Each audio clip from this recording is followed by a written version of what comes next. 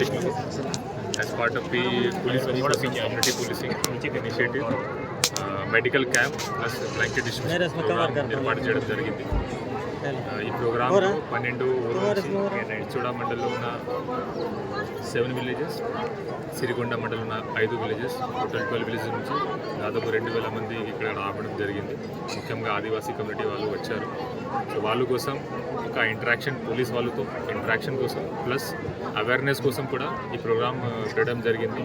ఇక్కడ ఉన్న మన కళా బృందం టీం చాలా మంచి అవేర్నెస్ ఎక్సర్సైజ్ చేశారు. గంజాయి గురించి, సైబర్ క్రైమ్ గురించి, తర్వాత రోడ్ యాక్సిడెంట్స్ గురించి. కళాజాత్ర టీం కూడా, డిస్ట్రిక్ట్ కళాజాత్ర టీం కూడా ఇక్కడ వచ్చి ఎడ్యుకేషన్ గురించి చాలా అవేర్నెస్ ప్రోగ్రామ్ చేశారు. టోటల్గా మెడికల్ క్యాంప్ కోసం 14 మంది డాక్టర్స్ కూడా రిమ్స్ హాస్పిటల్ నుంచి, పక్కన ఉన్న ప్రైమరీ హెల్త్ సెంటర్స్ నుంచి కూడా వాళ్ళకి కూడా ఇక్కడ రావడం జరిగింది.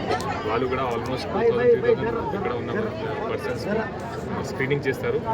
అండ్ వాళ్ళకి ఉన్న ఏమైనా మెడికల్ ప్రాబ్లం ఉంటే అది కూడా దీని గురించి సజెషన్స్, మెడిసిన్స్ ఇస్తారు. ఇది కాకుండా ఈ బ్లాంకెట్ ప్రోగ్రామ్ కోసం రోటరీ క్లబ్ హైదరాబాద్ నుంచి కూడా Anitha madam, Chitra madam and Phanindra గారికి ఇక్కడ రావడం జరిగింది.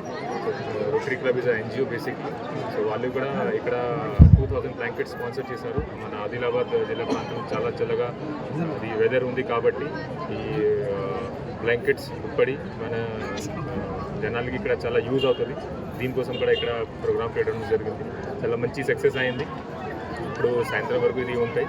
ఈ ప్రోగ్రామ్ కోసం మన ఇన్స్పెక్టర్ ఇచ్చోడా గారు, హిమేష్ గారు and his team work very hard. మన డిఎస్పీ ఇంతకుముందు చేసిన నాగేంద్ర గారు కూడా, కొత్త ఏఎస్పీ మేడం కూడా జాయిన్ చేశారు, కాజల్ సింగ్ గారు.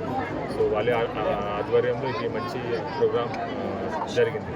So really thankful to all of you, including media person, for coming here and covering the program. Thank you.